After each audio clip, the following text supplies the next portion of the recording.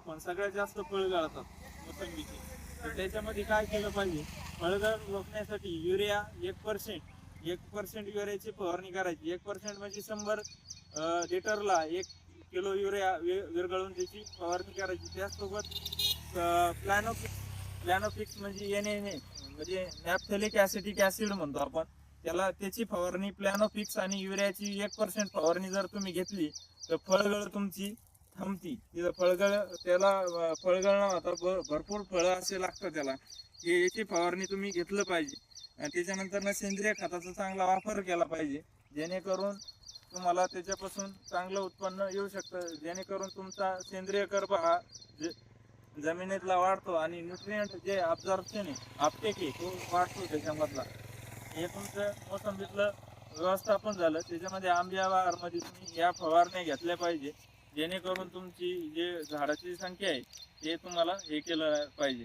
तर आता त्याच्यामध्ये नवीन रोगांचे आणि किडींचा पण प्रादुर्भाव होतो. त्याच्यासाठी काय केलं पाहिजे, किंवा आता सगळ्यात म्हणजे फळगळीचं आणखी एक कारण जे ह्या मोसंबीच्या ज्या काड्या दिसतात, वाळलेल्या काड्या असतात ना, मोसंबीच्या ज्या वाळलेल्या काड्या आहेत त्या आपण काढत नाही कधी काही शेतकरी. ज्यावेळेस पाऊस पडतो त्या काड्या सगळ्यात आधी भिजतात आणि त्याच्यावर बुरशी चढती, आणि ती बुरशी चढल्यामुळे सगळ्यात फळगळीचं मोठं कारण ते पण एक आहे की त्याच्यावर बुरशी चढल्यानंतर ना फळगळ होती. त्याच्यामुळं जे स्वच्छ ठेवणे बाग, त्याच्यानंतर त्या वाळलेल्या काड्या काढून टाकणे, हे बी फळगळीचं कारण आहे. त्याच्यानंतर खत मात्र व्यवस्थित देणे, कळीची अवस्था फुलोरा अवस्था असताना पाण्याचा ताण पडू न देणे, ह्या गोष्टी जर तुम्ही अवलंबल्या तर तुम्हाला नक्कीच फ्रूट सेट चांगलं होणार आहे. फळधारणा चांगली होऊन उत्पन्न तुम्हाला नक्कीच चांगलं भेटणार आहे. तर आता त्याच्यामध्ये काही रोग आहे, जसं आपण पाहिलं त्याच्यावर डिंक्या रोग येतो. त्याच्यानंतर त्याच्यावर सिट्रस कॅन्कर नावाचा एक रोग असतो, त्याच्यावर असे टिपके पडतात मोठाले फळावर याच्यावर.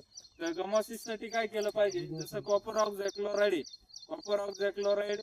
30 ग्रॅम 100 लिटरला टाकून त्याच्यामध्ये तुम्ही 30 ग्रॅम 10 लिटरला टाकून फवारणी केली पाहिजे.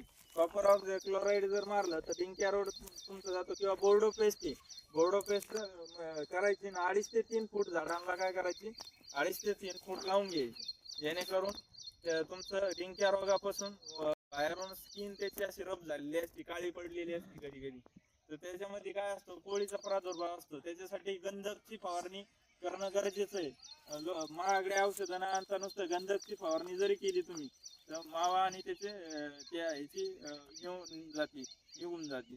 तर अशा पद्धतीने तुमचं मोसंबीचं बहार व्यवस्थापन, आंब्या बहार व्यवस्थापन हे तुम्ही केला पाहिजे, जेणेकरून तुमचं नियोजन चांगल्या पद्धतीने होईल. आणखी